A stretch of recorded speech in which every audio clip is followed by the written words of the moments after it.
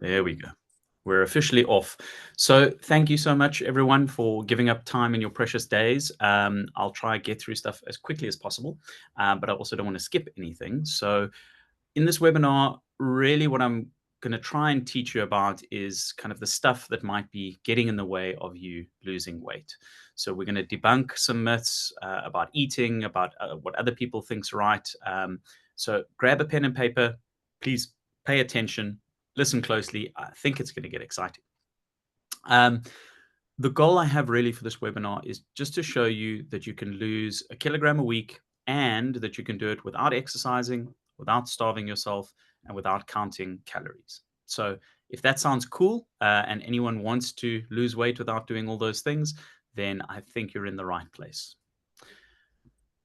So just to recap, is this for you? If you're someone who picks up weight very easily, you battle to lose the weight, you absolutely hate eating rabbit food, and I guess the fact that so many people are here is testament to that's true.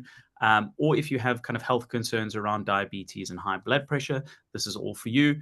But I must give you a bit of a disclaimer that you need to do the work to get the results as well. So we are going to show some studies and some scientifically proven, studies. Sorry, and the results come from actually doing the stuff, right? So you have to follow the recommendations, etc. It doesn't just happen. It's not a Zempic magic kind of fix. And everyone's unique, right? So the studies are clinically proven, but they show an average, right? And some may outperform the average and some may not. So don't use that as well. You said that this is what happened and that's why it hasn't worked for me. You might get better, you might get less, but it does show a scientifically proven average. If you do have any questions, we do have a support line. I obviously encourage you to ask those here. If you don't want to come off mute, just pop it in the chat, please. I'll respond to those as we go. But obviously, if you prefer to kind of take it offline, then that's how you can get hold of us. So first things first, who is this guy? So as you might be able to tell from my photo choices, I'm a very passionate patriot who loves South Africa. But like many of you, I work on kind of balancing my professional and my personal life. But for the most part, I try and have fun in what I'm doing. So before we dive into things, I do want to tell you a little bit about my story and how I find myself here presenting to all you lovely people today about Banting and Keto. I promise it is relevant, even though it might feel like a bit of a digression. Anyway, my name's Rowan. Let's get into the story. So to give you the right context, I do need to go all the way back to kind of varsity days. And don't worry, there is a bit of a fast forward in this, so don't stress too much. And for those of you who don't know this building, this lovely building is the Randse Afrikaner Universiteit. Now I think it's the University of Johannesburg, shortly after it merged with Wits. And like most people, I guess, I didn't have a very clear idea of what it is that I wanted to do when I kind of left school. So I sat down with my dad one day. We had a frank conversation about what it was that I could be interested in. I said, I'm interested in playing video games. We laughed. And then I kind of said, I've always been interested in what drives people's behavior, right? Oh, and I love rugby. So I love all sports really, but we had a bit of a to and fro, and I think we discussed the intersection of two of my interests might be sports psychology. And I think that was the perfect starting point for me to be off in my journey and world, here I come, right? Wrong. So, as often happens with life, things didn't go exactly according to plan. The path to my glorious sunset, so to speak, was blocked. So, after completing my honors, I applied for my master's. It was only after that application was declined that I actually bothered to look around in the market. And that's when I realized that not even the Springboks or the Proteas had full-time sports psychologists back in those days. So I was faced with a choice, move overseas to either the US or to Oz, where the sports program is way more advanced, or work out what it was that I was going to do with the rest of my life. And as I already mentioned, quite patriotic. So moving overseas wasn't really an option. So cue my big brother. He's 9 years older than me. I'm a bit of a latlamaki. And he's a serial entrepreneur living in Cape Town. He promised me room and board, possibly some weekend drinking money. So I packed my bags for the mother city. And I basically became a glorified PA for all of his endeavors, ranging from multimedia art exhibitions to an MMA style clothing brand, I think to value added services on mobile phones. At one point, I was trying to sell offshore tax structuring to expats living in the UK. But the biggest draw card for me in all of this, and ultimately what sealed the deal, was we'd also won the opportunity to host the Touch Rugby World Cup in Stellenbosch in 2007. So I was going to program manage that alongside my brother. So now not only was I close to my passion of sport, but I got to live out some of those psychology principles too in representing the SA men's team on home soil. And once the dust had settled after the tournament, again, I had a choice to make. Following my brother's entrepreneurial footsteps, he actually offered me an SA Touch Rugby PTY that he'd set up where I could sell touch merch, run inbound tours, do all those kind of things. But I settled on what I thought was a more stable and wise option of being a salaried employee. And through a friend of mine, I took up an account exec position for in marketing. And fast forward 17 years, see, I promised there was a fast forward.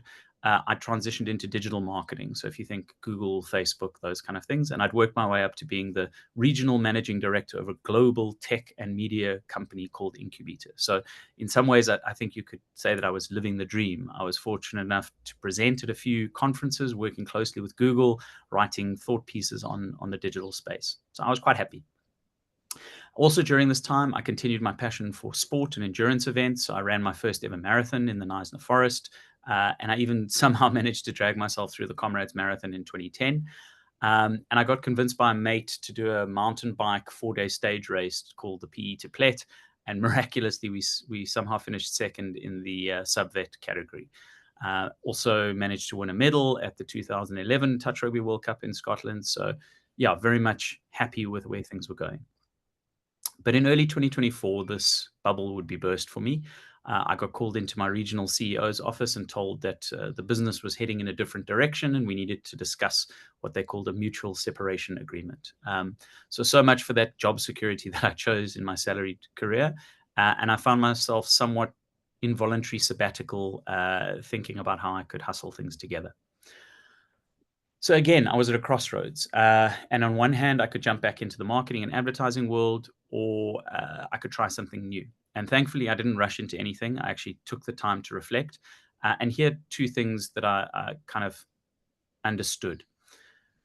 I severely disillusioned with like the wasteful nature of corporate marketing. So I'd worked with ABSA as an example for 5 years.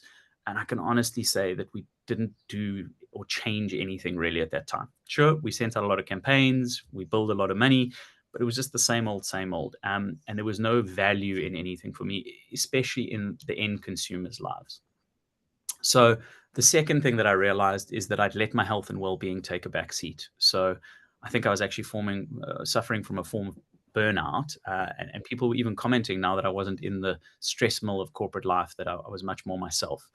So as much as I'd had a seemingly wonderful career, my personal health had suffered, but it wasn't sudden, right? And this is the insidious thing. Over time, I just noticed that my body was a little bit, slower to recover.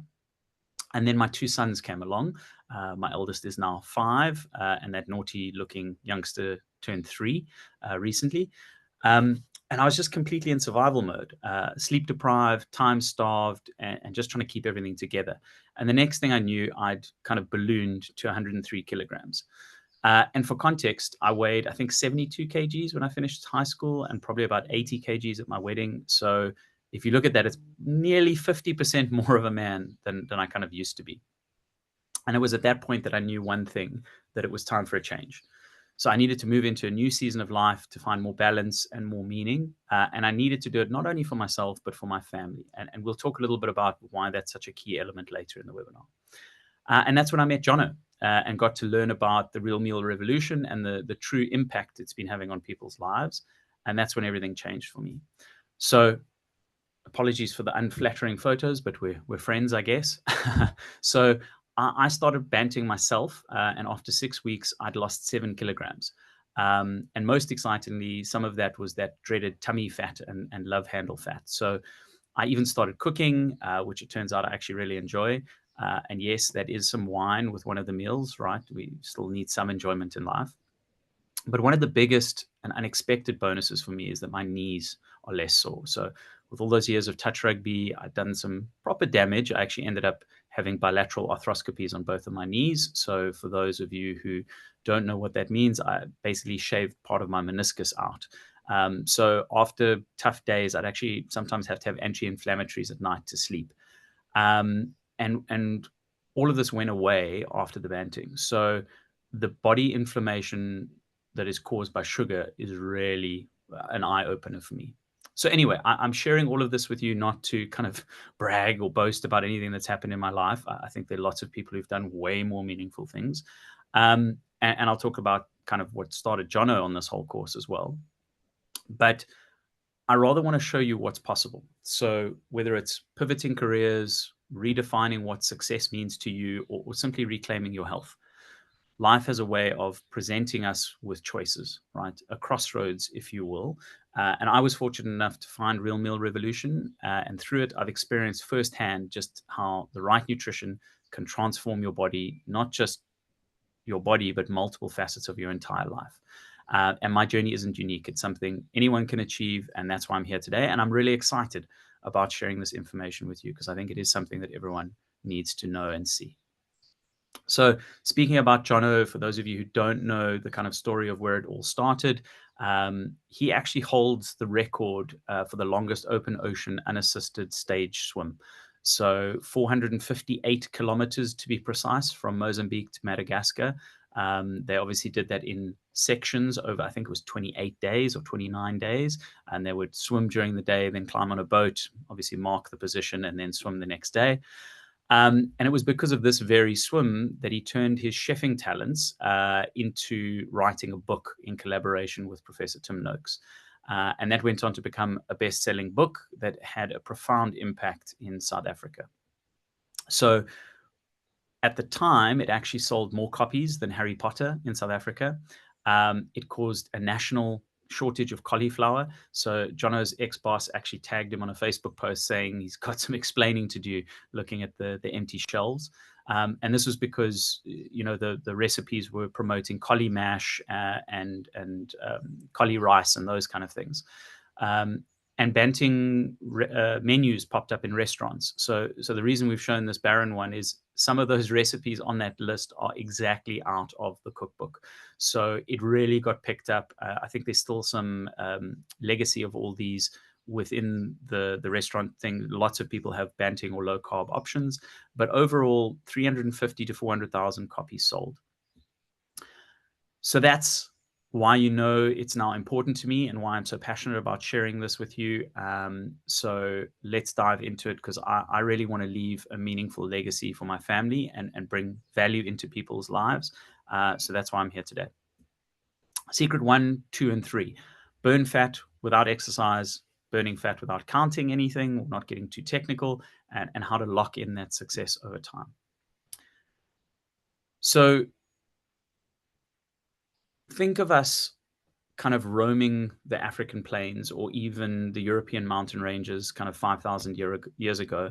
And you'll appreciate that we only experienced a relatively small piece of the world. And we would experience seasons quite differently too from the way that we do now. So globalization has meant that things like strawberries and blueberries are available all year round.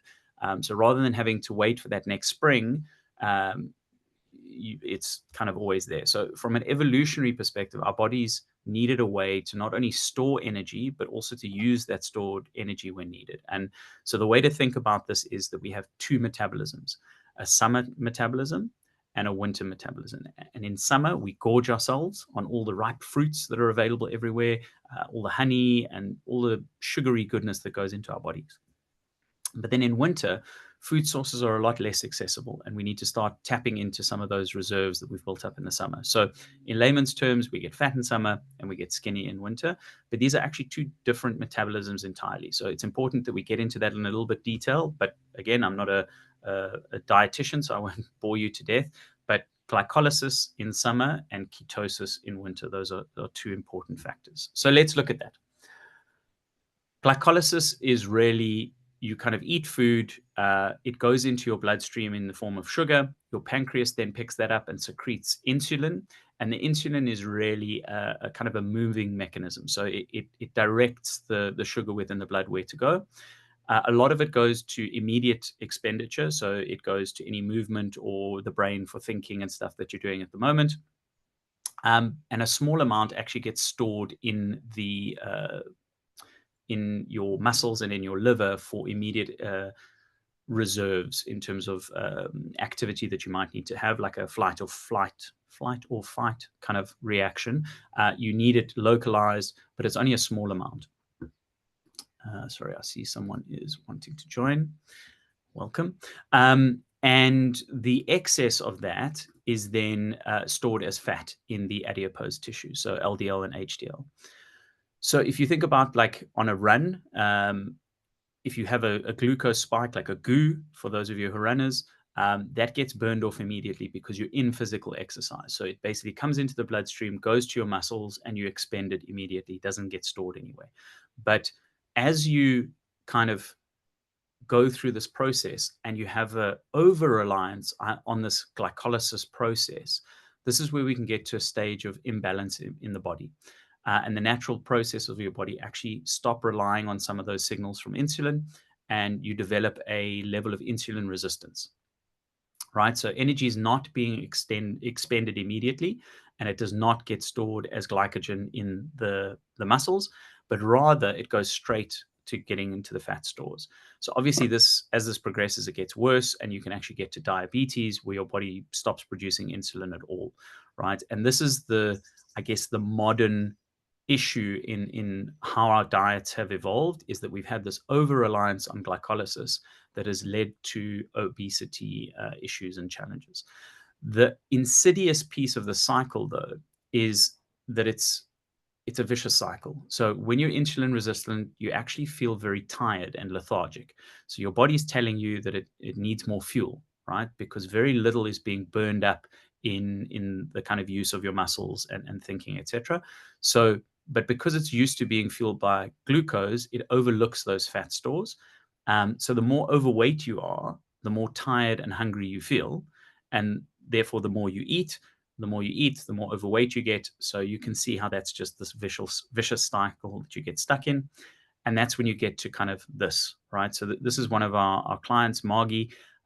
She was severely overweight, type 2 diabetes, very high cholesterol, very high trigs, and she had a plethora of kind of ailments that she was taking drugs for. So a pharmaceutical gold mine, if you like it, and all of that money that she was spending, and she wasn't really feeling great.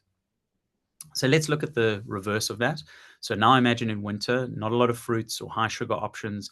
You probably eat more game, right? And those animals aren't exactly hanging around on trees, so they're pretty hard to catch. So food is scarce. And basically, you can imagine a famine state, and your body needs fuel to keep hunting for more food. So when there's less sugary food available, your blood sugar drops. Okay. And when your blood sugar drops, glucagon goes up. Now, I won't bore you with the details of that, but trust me, that's how it happens. And when your glucagon goes up, it's kind of the brain sends a signal to unlock the fat stores. So if you imagine that insulin is the storing signal, it moves and stores, moves and stores. Then when insulin goes down, the storage facility, let's imagine a warehouse that's been busy receiving shipments that it hasn't known what to do with itself. Now all of a sudden the shipments slow down, or even they stop. Now the warehouse foreman can start looking at it and going, okay, where can we send these shipments that we've been stockpiling for so long? So the glucagon is basically like a call to the foreman to start initiating some outbound shipments from the warehouse, if I can use that analogy. So cholesterol and fatty acids are released into the bloodstream, and the liver converts those fatty acids into ketone. Which then in turn powers the kind of muscles, the brain, and the heart. Some of you might have heard that ketones are bad for you. I'm not sure exactly where this myth originated, but it's just not true, right? So ketones are made by the human body and for the human body to provide fuel. So it's the same as saying that breast milk is bad for babies, right? The very interesting part about being in this winter state, though, is that your appetite is actually suppressed and you have greater clarity of mind. So if you think about the kind of hunting scenario again, we need to go out and look for those elusive animals, and we need to be fully focused while we're doing that, right? So we'd have to have all our wits about us and not really concerned about a grumbly stomach as we attempt to get more fuel for those stores. So it's not just a metabolic state, but it also changes the way you feel and the way you think while you're in that state. And this is important when you'll see later on when we talk about kind of the lasting change. So this is how we get thin in summary. You stop eating the sugary stuff. You don't have as much insulin, or your insulin goes down, your glucagon goes up, you release the fatty acids, and those are used for kind of fuel. But don't take my word for it. There is science to back this. And the reason we chose this particular trial, it was run in Canada, I think, is because it's very similar to a program that we run called the Perfect Keto Short Course. This study was 12 weeks or a 3-month trial, and the average weight loss was around 12.8 kgs. So now ask yourself, how would your life change if you lost 13 kilograms? Right. So I'm actually going to ask you now to kind of whip out those pens and papers that I told you about earlier and actually write some stuff down. How much would you weigh if you'd lost 13 kilograms? And imagine not only are you lighter, but you've also got increased energy levels. So think of all the things that you might be able to do that you're putting off now because you're feeling a little bit lethargic, right? Or you're a little bit overweight. And actually write those things down, right? And doesn't that feel like possibly a good milestone to aim for, a few goals to achieve in the coming months? So just to go through a couple of the other benefits, obviously the average BMI reduction was notable. Abdominal circumference went down, metabolic syndrome went down. PHQ-9 is actually a score for depression, so people were kind of happier and feeling better on it. Blood pressures dropped. And this is actually a screenshot of someone that did our course in November. And she shared it with us to show that after, I think it was 3 weeks in, her blood pressure had already kind of normalized back to a reasonable level, and she was struggling with that. So it confirms what happened in the study. HDL is kind of the positive fats, as I can say. So those went up, which is good. The LDL, which is the bad fats, went down. Trigs went down as well. And then HbA1c is actually a diabetic measure, and that went down as well. So you can see that it's really great results out of this trial in terms of carb-restricted dieting. And sorry, just letting someone else in. And of course, you're going to say to me, but hang on, surely they exercised in order to lose that weight.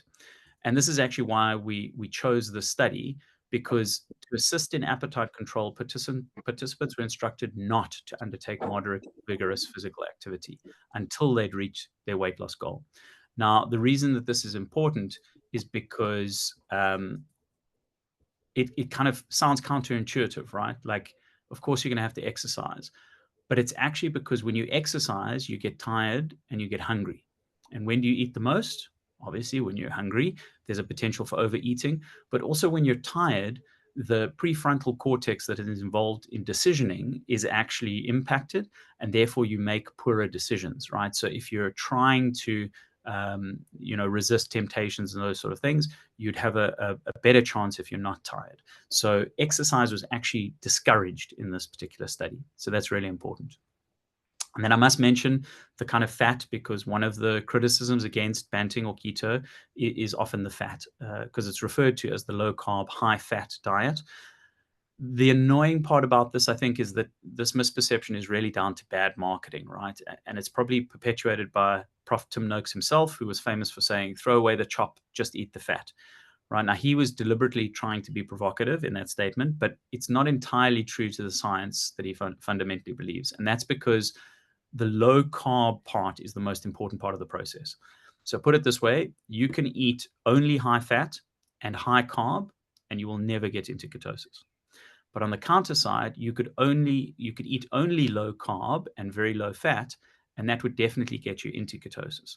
So we'll talk a little bit more about the fat in the next section too, but it's just important to remember that the low carb is more important and fat is not a key element in this. It's there for satiety, which is feeling full.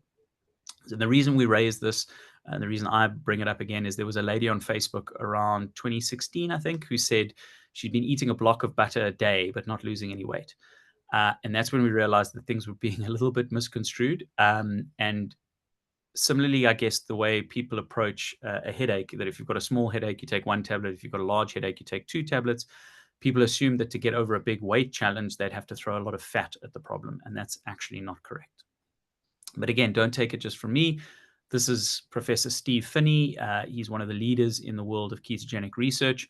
And he actually says that, when you're eating or when you're in that ketosis phase, fat that comes from your inside is burnt off, right? But if we take that back to the scenario of the famine kind of hunter-gatherer times, imagine you're not sure where your next meal is coming from, and then you do manage to catch something and eat it.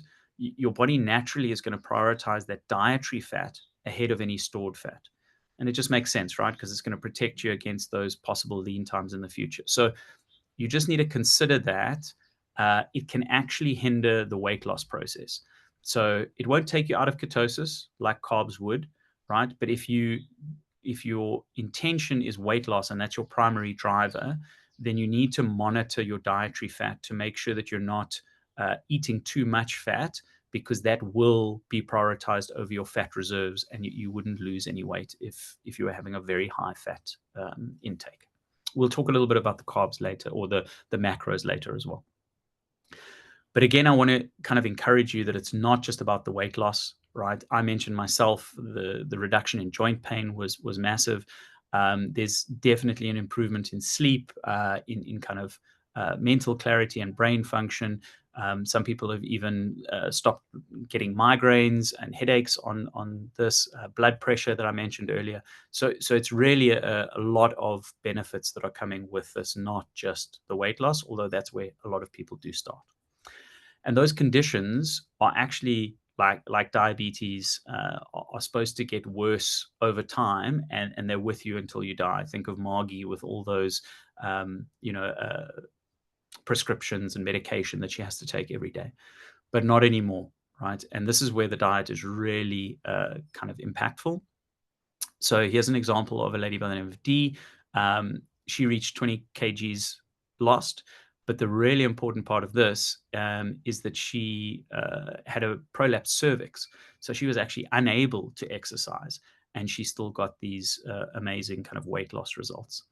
And then there's Tertia. She's from Austria. She's very kind of straightforward, and she just simply said, I don't do exercise. And she lost over 40 kilograms just following a low carb kind of diet. And then there's AJ, and this man really impresses me. I think he was 275 kgs when he kind of came to us. And his life has now been redefined, because he said what was just, focusing on meal plans and that sort of thing led to him now focusing on meal plans and sport. And then you're going to say to me, but Rowan, I thought you said you don't have to exercise to lose the weight. And the interesting piece here is that he only started exercising after he'd lost those first 100 kilograms. And that's because he didn't know what to do with all this renewed energy. And that's why he started doing that. So you can still exercise. And in fact, there are many people who've reached physical peak on this diet, but it is kind of recommended that it's an after effect rather than part of the initial phases as you're adapting to it. So that's kind of secret one, that you can burn fat without exercise. I'm a prime example that you can't outrun a bad diet. I was very active in my younger years, and when I stopped that, the poor diet really kind of hurt me. And burning fat is definitely easiest in ketosis and fastest. So I just want to, before we move on to secret 2, is there anything that anyone wants to pop in the chat in terms of things that they've learned?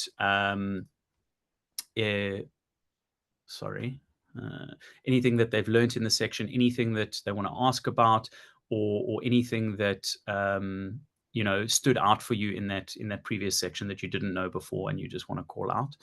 I'll obviously come back to the section later and give you some time to type it out. But please do ask questions. This purpose is supposed to be a live interactive session, not just me talking for an hour. So please let me know. So the second secret is that you can burn fat without counting anything. And when I say counting anything, some people get quite technical. They test their blood sugar or blood ketones. They weigh all their food. They count all their carbs. There's quite a process with that. And it's actually not that important. I mean, we would recommend that you track your food, but if it feels overwhelming, there's a much simpler way of looking at it just to get yourself started. So as I mentioned before, the key is limiting your carbs, right? And this should be between 25 to 50 grams a day. There are meal trackers out there that'll help you track this. So you just log your food in the app, it'll track your daily intake, and you can manage how you stay underneath that. But you can also look at food labels, right? And you can just see how much carbs per 100 grams is usually the measure, or it's carbs for the full serving. And just make sure that you can do the mental maths, make sure that you stay below 50 grams for the day. Onto the protein, I think technically it's 0.8 to 2.2 grams of lean protein per kilogram of lean body mass. So it does vary from person to person, depending on whether you're male or female, how tall you are, how much weight you're carrying currently, right? But I think it's fairly safe to say that between 90 to 120 grams is where, or maybe even 80 to 120 grams is where you want to be. But just remember that not all of the protein is protein. And what I mean by that, I think chicken and steak, 100 grams of chicken, for example, only contains about 30 grams of pure protein, right? And similarly, a large egg contains about 8 grams of protein, with the egg itself weighing about 50 grams in total. So when you look at that 100-gram for the day, you could eat, say, 3 to 4 eggs in the morning. That's going to be around 25 to 30 grams of protein. And you're going to eat a 200-gram steak in the evening. That's 60 grams of protein. And that puts you at about that 85 to 90 gram of protein for the day, which is a good level. So that 100 grams can be spread out over a few different protein sources. And it doesn't mean that you can only eat 100 grams of food. So it's important to note that. And then, as I said before, the fat is really, it's not going to take you out of ketosis. It can be used for satiety, as I said before. So if you're feeling like you're limiting your carbs, you're eating the protein, and you're still feeling a little bit hungry, then you can start supplementing in some healthy fats like avocado or fatty fish, or chicken with the skin on, some olive oil, some nuts, some butter. That can help with feeling a little bit fuller. But just remember again that if you overdo that, then you could have an impact in terms of how your kind of weight is lost. So again, I promised you a simple way. I've mentioned carbs because it's important to understand, but if you didn't want to count anything, right, the best way to do your meal planning would be to follow the Banting lists. And these are available on our website. You're welcome to email us and I'll send you a copy. But if you think of breaking this down over a week, let's say you've got 3 meals a day, 7 days a week, that's 21 meals. If you follow this principle of 85, 10, 5, it means that 18 meals of those 21 meals should be on the green list. And think of something like steak and spinach, or green beans, or roast chicken with a bit of herb butter, or something like that. That's perfect. Those simple meals, 85% of the time, that does allow you 2 meals with some starch, like rice or potatoes or something like that. So you can mix some of that in terms of the orange list. And then you can also even have one celebration meal every week, right? And I would encourage you to avoid the dark red list, because that's where all the sweets and the processed and gluten and all those kind of things sit. But there are some things in the light red list that you might want to, I'm looking at these now, honey or something like that, you might have that as a bit of a treat, so to speak. And if you follow that principle, you can actually eat like that and not get out of ketosis and be quite happy on the meal plan. So it's important that when you're creating your food or choosing your food, what Jono calls the 3 pleasures of food, right? It's flavor, texture, color. So one of the other arguments you might hear about a low carb diet is that it's nutrient deficient, right? So it's definitely true. You do need fiber and those sort of things. And fruit is often a big proponent, or contains a lot of fiber. So if you're not eating fruit, then you're not going to get your fiber levels. But it's important to, if you follow these principles and you make sure that every meal that you have is colorful, has a lot of texture, so different elements within that, and colorful and appealing, you certainly won't be lacking in those micronutrients. So all these meals are directly off our eating plans. They're all very low carb, Banting specific, although maybe not for that poke bowl. I see some pineapple in there, which is not truly there, but I think it's still within that range.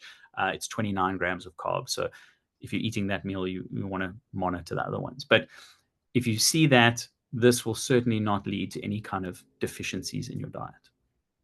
So another key principle in terms of not counting anything, and if you just wanted to go by gut feel, is understanding the difference between hunger and craving. So I'll give you an example. My son often comes to me at like 5 o'clock in the afternoon saying, "I'm hungry." And I say, "Okay, cool. What can I make you to eat?" And generally he says no, he wants a marshmallow or a chocolate or something like that. And then I have to explain to him, sorry, my boy, that's not quite hunger, that's a craving. So hunger you feel in your stomach, right? Craving you feel in your head, or you think about it. And it's generally associated with a feeling of unease, that you think, okay, I must have a chocolate because I've had a bad day, something like that. Hunger also comes on gradually. So you feel it in your stomach and you kind of go, oh, am I hungry? And then, an hour later, you're like, oh, there's the stomach again. Yeah, I am quite hungry. Whereas a craving like hits suddenly and feels urgent. So it's like, I need a chocolate. I need some chips. I need them right now. Hunger can be satisfied with anything. Craving usually is a specific type of food, and it's usually unhealthy.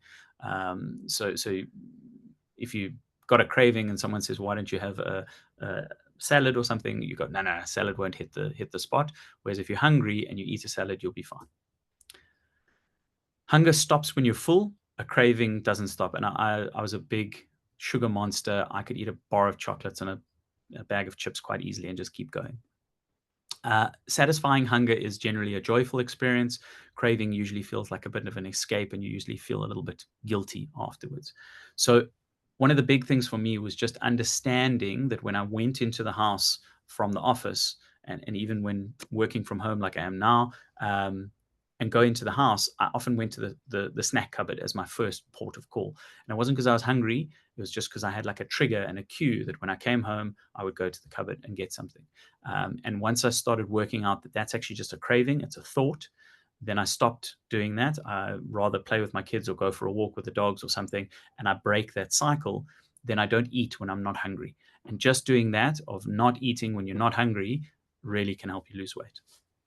And this is where you also look at what's called the appetite pendulum, developed by Dr. Helen McCarthy, and it's all around portion control. And if there's one thing that you take out of all of this, regardless of carbs or anything like that, let this be it.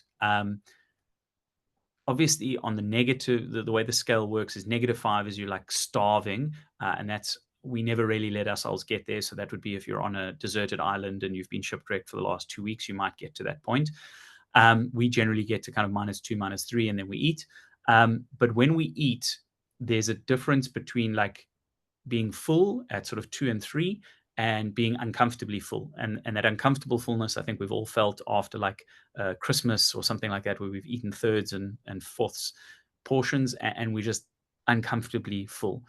The difference between 2.5 and 5 is probably half a plate of food.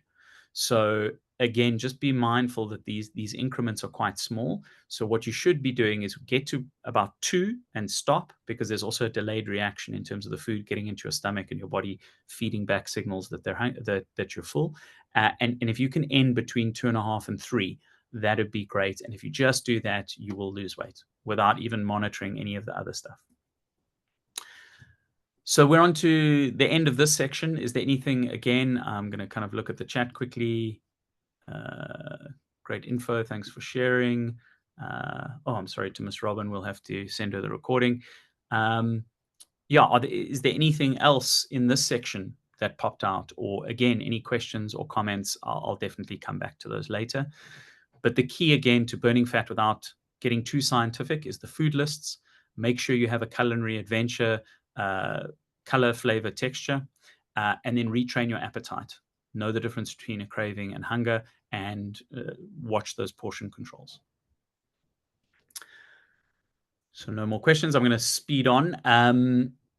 how to lock yourself in to accountability. And there's a crazy stat that I quote here that looking at a Weight Watchers study, 10% of people who start Weight Watchers hit their goal weight, and 20% of people maintain that weight 2 years later. Okay, so this is a study that they did of all the people there. That means that only 2% manage to stay at goal weight. And that's a terrifying piece of information, but it's because people don't have systems to keep themselves accountable. So I'm going to talk a little bit about how we create an environment or a structure that's going to keep you on track. So the concept that I like to introduce here is something called burning the boats. And this goes back to kind of olden day war times where generals would actually land and then they would burn the boats so that the soldiers had no option but to move forward and to fight and to take the island. So similarly, you need to burn the boats and make sure that there's only one way forward for you. And some of the ways of doing this is implementing a structure of a goal, people, people, people. And I'll tell you what that all means, but start with a crystal clear goal. So for Jono, it was very clear: swim from Mozambique to Madagascar. For me, it was a little less glamorous, and it was just to get to 85 kilograms from my 103. Also, tell people, right? So the more social accountability you have, where you tell people, I told my friends, my family, my colleagues, ex-clients, that I was on this journey, more and more people came back and said, hey, how's it going? And there's just that little check-in, that accountability, where it's not just me against the world, it's people with me and helping me around that. And speaking of help, asking people for help. So in my instance, I obviously, as I transitioned out of my salaried career, I was chatting to mentors and I was saying, hey guys, how can you help me? Lauren is a executive coach. John in the top right there actually introduced me to Jono. Dwayne is another entrepreneurial friend of mine. I asked him to help me. I had weekly check-ins with him. I still do, keeping me honest. And then, of course, I asked my wife to support me in this journey as well. And the other piece of this is join people, right? So I obviously joined with Jono to drive forward a change in people's health and behavior. And I got my wife to join the sort of Banting course with me. And now we eat together on the same diets, on the same meal plans. I don't want to say this in the wrong way, but there's this idea that suffering builds community. And not to say that you'll suffer here, but if you have people that are with you and doing things with you, then it just helps reinforce all of that. And then here's a really important one. I mentioned it kind of at the top, if you remember, around doing it for something bigger than yourself, right? So help people. And in Jono's example, he did it for Operation Smile. So that swim was a fundraiser. That's why he originally wrote the book. And not all of us are in a position to do something on that kind of scale. So for me, I really relate it back to my family, right? So I do it for how I will show up as a husband, how I will show up as a father. I will be more present, more active, able to run around with my kids, play with them longer if I'm not overweight. I will be a better husband, less cranky if I'm not overweight to my wife. So think about how you can make it about something bigger than yourself, and that's really going to help you. So the key to record breaking accountability is have a clear goal, tell people that you're doing it, ask people for help, join people in doing it, and then have a bigger cause than yourself. And obviously, this isn't guaranteed to succeed, but it makes your chances of succeeding just 10 times better. And before you get too overwhelmed, you've done this too, right? So think about going to school. There's a crystal clear goal. You want to graduate, right? Tell people. Everyone knows that you're going to school, right? Ask people. There are mentors, there are teachers, there are headmasters, there are your parents, who can all help you in terms of going through the schooling system. Join people. You have peers who are doing it with you. You have your classmates. And then help people. It's about something bigger than yourself, right? You're getting off your parents' payroll. You're becoming a contributing member of society. So those structures are there. And if you take away any of those, one of those pillars, you'd fail. So, school example, imagine you arrived at high school, you get given a stack of books, and you're told, in 5 years' time, we're going to come back, you're going to write some really tough exams, but you're not allowed to tell anyone you're doing this, or you're not allowed to tell anyone that you're doing this. You can't ask anyone for help. There's nobody else doing it with you. what do you think the chances of you succeeding there? What do you think our matric pass rate would be, right, in those circumstances? So you can see how important those systems and structures are in terms of taking us forward collectively. And you do this again and again. You did it at varsity. You did it when you went out and got a job. Arguably, one of the biggest things in life is being a parent, not to put anything on people who don't have kids, but that's the ultimate area of like self-sacrifice is doing something for something that's bigger than you, and that's having kids. So you've done this before, right? And you can do it again. So in summary of this section, how to lock in success: clear goal, tell people, ask people, join people, help people. Burn those boats. People make it impossible to kind of go back. If you just try and take it on yourself, your chances of succeeding are much lower. So I want to go back to Margie quickly, a bit of a segue. If you remember, she was very overweight, lots of clinical issues, lots of medication. We're going to do some maths. So again, you're going to get your paper and pens ready. This is what she was actually spending on all her medication. So it was just over 2,000 Rand a month, and all of that money to feel like this. Okay. After following the low carb diet, she lost 45 kilograms, 5 dress sizes. And the best part of all of it is all those medications went away, right? She had type 2 diabetes. It was reversed. Obviously, type 1 diabetes is a different scenario. So if you have type 1 diabetes, speak to your doctor. But type 2, we've definitely seen reversal of that on the low carb diet. So all her monthly expenditure went to zero. So that's zero a month, zero a year, zero for 10 years, zero for 3 decades. And we did a little bit of an exercise here, and we said, okay, well, what if we took that 2,000 Rand and we put it into a 30-year annuity with Alan Gray? And this is what the calculator came out. We'd have 6.5 million Rand. Now that's great, but I think Margie would probably pay 6.5 million Rand not to feel like she was. So just interesting food for thought. And I want you to actually do a little bit of maths yourselves. Okay, so have a quick think and write down your own goal weight. Okay, and again, no one's going to see it, so don't be too worried about it. But was it the same as that 12.8 loss that we spoke about earlier? Maybe it's slightly more, maybe it's slightly less. For me, my goal weight is 85 kilograms. Okay, just think about where you'd feel lighter, more energetic, possibly where you could dust off some of those old clothes that you've been keeping because one day you'll look good in them, or you look good in them a few years back. Now take your current weight, and again, don't worry, nobody's going to review this but you, and minus the goal weight from your goal weight, and that gives you your target weight loss. Okay, so I had to lose 15 kilograms. So now divide that by 1.5 gives you the number of weeks. So 15 kilograms, 10 weeks, and that's assuming that between 1 and 2 kilograms, I actually lost 7 kilograms in those first 6 weeks. So I was slightly ahead of that. But that's generally an average. You might be slightly lower than that. But let's say it's 10 weeks to do that. Now further divide that by 4 to gives you the months. So I've got 2.5 months to lose 15 kilograms. And that's quite manageable, right? And I managed to get to, 50% of my way there.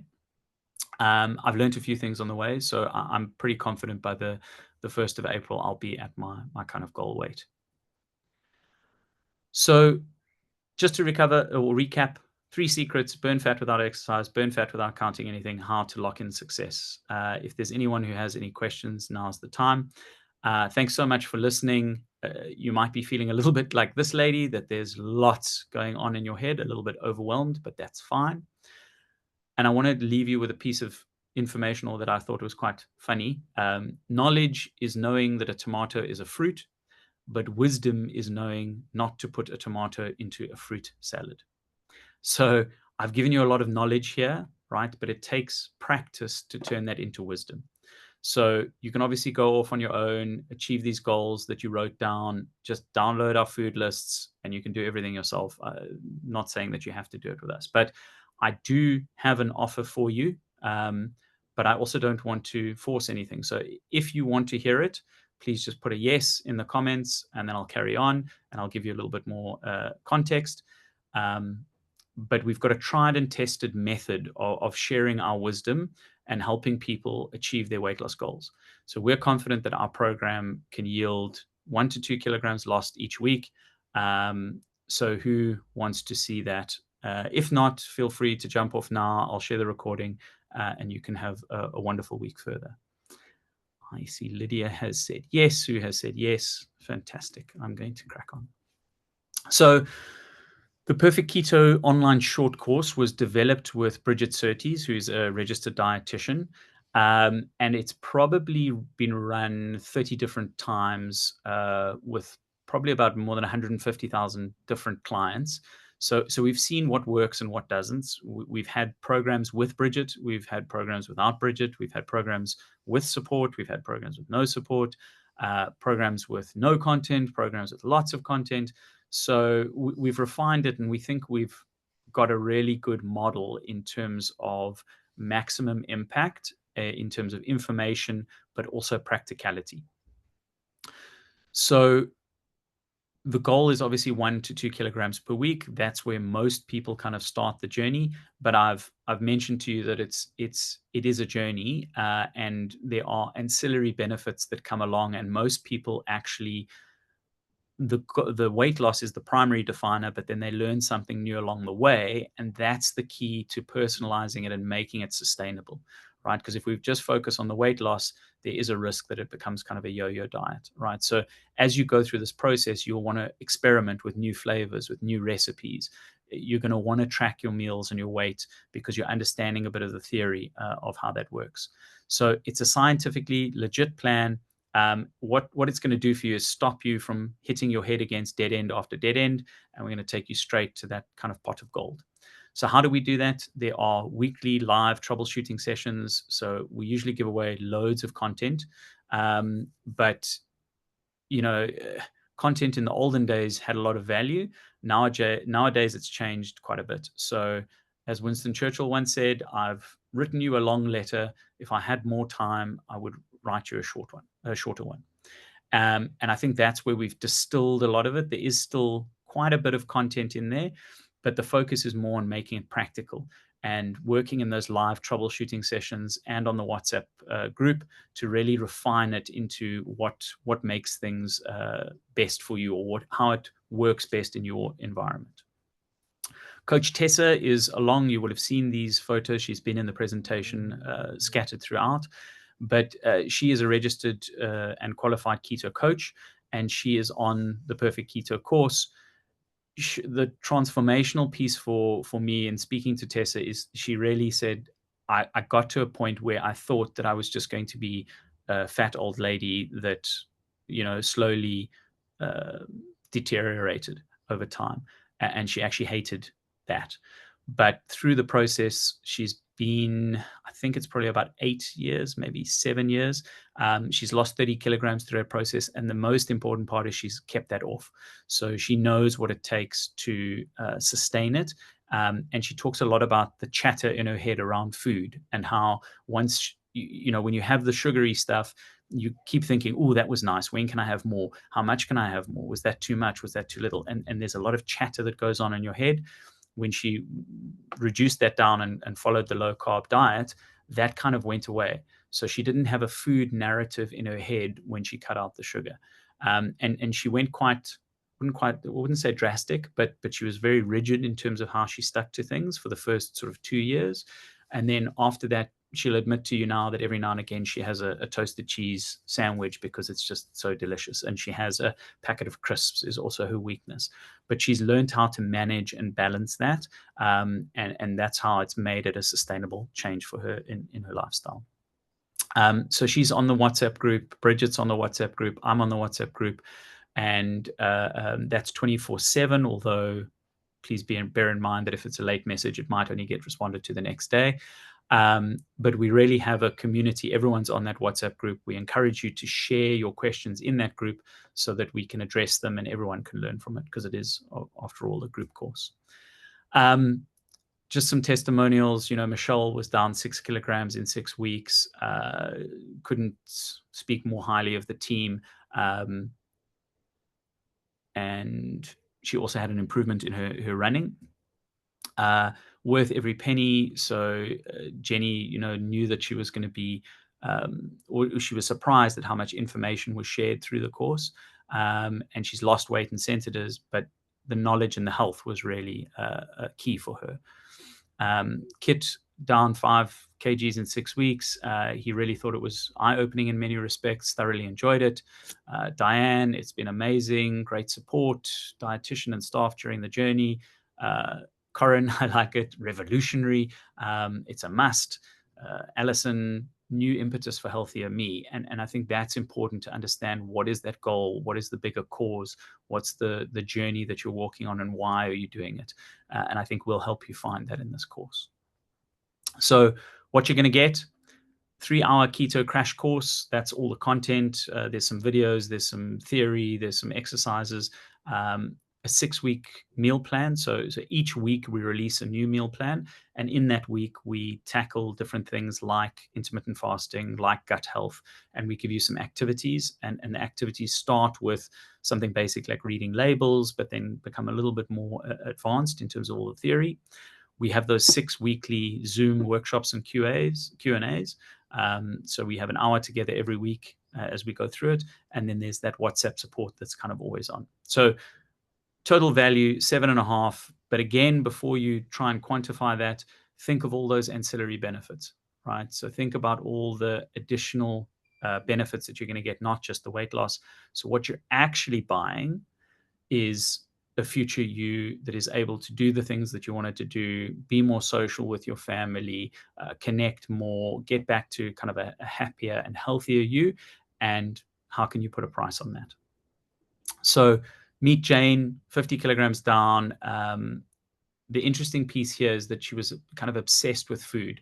And similar to what Tessa shared around that kind of self-talk, and what she was able to do is reverse bad patterns that she'd learned kind of generationally, and have a much healthier relationship with food decades later, right? So very good success story. So 7.5, normal price 3,950, but you guys are special. So today only, and I'm going to drop this link in the chat as well, but you will also get it in a follow-up email. But please note it down, because sometimes those emails get stuck in spam and everything. For a limited time only, so until midnight tomorrow, you can get this course for 2,950. Okay. So you really have kind of 2 choices at this point. You can do nothing, carry on with your life. That's okay. Hopefully I gave you a bit of education now, and you can do with that as you will. But the second option is commit, right? And we often say you will never be ready to commit. You have to commit to be ready. So there always going to be reasons not to do something. But you'll find that once you commit to it, you'll be surprised by the momentum you can generate. And then I will also give you 100% money back guarantee. So if you finish the course, and this doesn't mean that you start the first session and then give up. If you finish the course and you're not happy with the results, I'll personally pay you back your money. So we really believe in the value of the program and the product. But as I said in the beginning, you do have to do the work to see the results. So that's why I won't let you quit too early. But at the end, if you've gone through everything and you're still not happy, just let me know. So here are the details. You get access to the coursework on sign up. The meal plans are released every Friday. The weekly Zooms are Friday at 12. And the optional WhatsApp group is always on. But again, it is optional. If you don't want to join a WhatsApp group, we won't add you. Week 0, because it's a 6-week course, but there is an additional prep week, starts on the 7th of March. And then we have your graduation on the 25th of April. So what that kind of looks like in a calendar format is this. We'll start on the 7th, and that prep week up until the 13th. On the 14th, we will release your first meal plan, and then you'll actually kick off your first week's eating on the 17th. So that's generally how it flows. And then again, subsequently every week it will get released, and you'll go into a new week's material with a new meal plan, etc. I do want to call out that there are some public holidays on the 21st, and then obviously Easter is the 18th to the 21st. We work around those. So on the 20th and the 17th, we will have our weekly sessions instead of on the Fridays, because the Fridays will be public holidays. But it's also a good indicator. Like some people will say, oh, well, there's school holidays, there's other holidays in here. I can't do it now. I need a clear run. the reality is that this is life, right? You never get a clear run in anything. So it's actually good to see how this will impact you when you have those challenges. And we can talk about those in the weekly sessions and say, hey, I was doing so well, and then I struggled when I had a public holiday, or I went away on a weekend away and I ate terribly. Bring that stuff to the sessions. That's exactly what we're talking about, because it's progress over perfection. We're not expecting it to be this amazing, smooth sailing kind of experience. So again, that early bird special is 2,950. I won't bore you too much here because I've answered all of these. What happens when I pay? You get access to the course material. When does this start? 7th of March. How long does the program last? It's 6 weeks, 7 if you count the prep week. How much weight can I lose? 1 to 2 kilograms a week. When will I see results? I would say immediately within the first week. A lot of people lose weight in that first week because of water retention. So I had a 2-kilogram loss in that first week. So you'll see it immediately. You'll feel it immediately. What if I don't see results? That's exactly why we have this course, so that you can bring those to the weekly sessions. You'll probably find that you lose a bit, then you plateau. That's exactly what we're here to help you with, right? So if you're not seeing results, we tweak it to get you the results. Do I need supplements? No worries, Sue. We'll send this on to you in a recording as well if you want to catch up. Do I need supplements? No, you don't. But sometimes people do have an adaptation. You might get headaches or something like that in the first week or two. You might want some additional magnesium or some additional calcium. We talk you through all of that, and that is in the course material. What if I can't make the workshops? They are recorded, and we send those out to you as well. So if you can't make it for whatever reason, then you will get a recording of it. What if I have a medical condition? Please bring your medical or your doctors along on the journey. We are not qualified practitioners of medicine. I will answer that shortly, Lydia. I saw your question.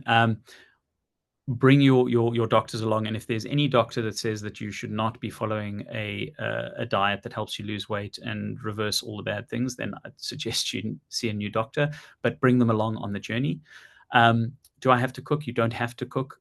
Some of the stuff's very simple, and some of the meal plans that we have are quite basic. But as I said, as I went through the process, I found that I wanted to know what was being put in my body, and I cooked more, and I actually enjoyed it. But you don't have to.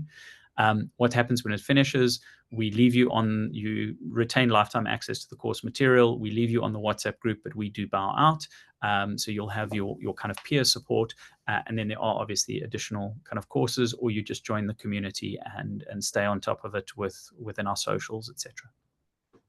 Any other questions? So I see, Lydia, what's the difference between this course and the 500 Rand course?